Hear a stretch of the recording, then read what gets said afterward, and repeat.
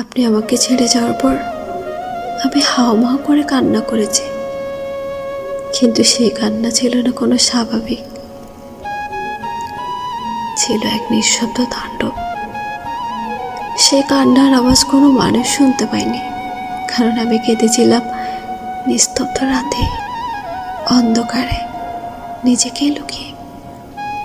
আমার চোখের জল ফোঁটা ফোঁটা করে গড়িয়ে পড়েছিল, কিন্তু তার শব্দ ছিল না।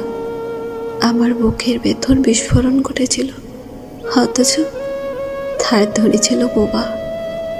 চারপাশে কেউ ছিল না, ছিল শুধু দেওয়ালের নীরবতা, ছাদের ক্লান্ত ছায়া আর নিঃশ্বাসে ভারী চাপ।